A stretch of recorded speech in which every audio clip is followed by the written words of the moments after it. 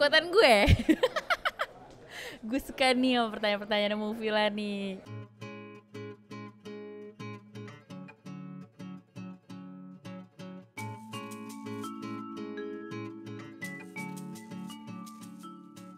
Apa ya, mungkin gue dari zaman yang ADC tuh gue relatable banget sama anak-anak seumur gue.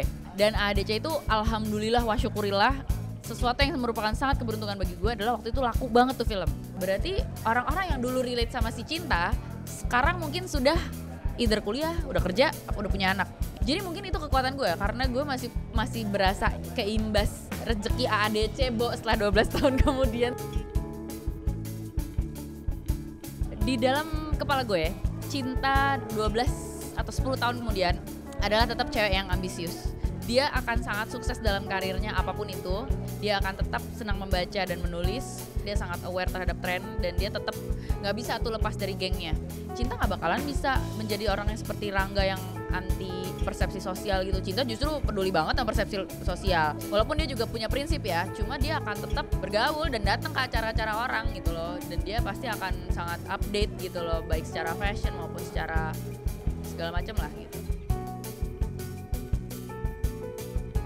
Ada kejadian MFI kan waktu itu, Masyarakat Film Indonesia. Kita semua rame-rame kecewa. Gue waktu itu salah satu aktivis yang ikut menjadi saksi ahli waktu kita berjuang ke Mahkamah Konstitusi.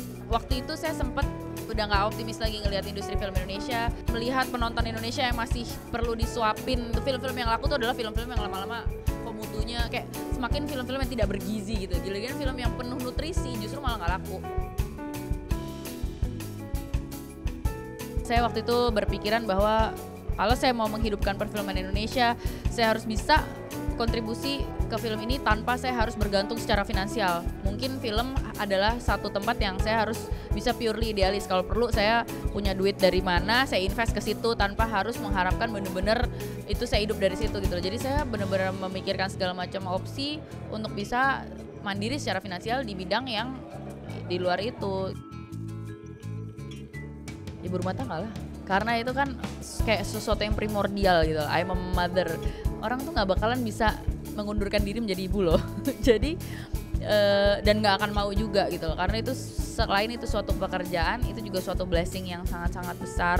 Gak semua orang bisa menjadi ibu dan gak semua orang terberkati dengan keluarga yang segitu indahnya, segitu happy-nya, anak-anaknya segitu lucunya.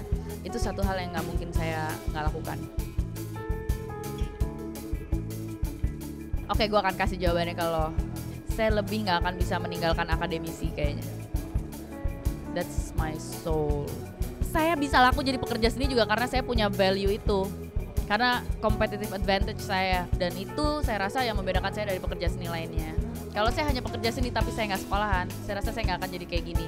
Dan kalau akademisi itu kayak udah di darah saya deh. Kayaknya dulu seluruhnya anggota Sastrowardoyo itu kalau gak jadi dosen, jadi penulis, jadi menteri pendidikan, jadi penulis, jadi dosen, jadi dosen, jadi dosen. Jadi kayak emang dari keluarga itu udah geek gitu loh.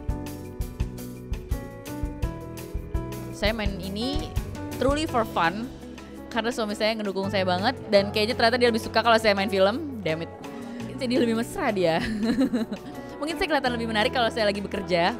Jadi saya benar-benar mainin no expectation. Saya cuma main for fun, hobi. Nanti apresiasinya gimana ya saya benar-benar ada ekspektasi sama sekali.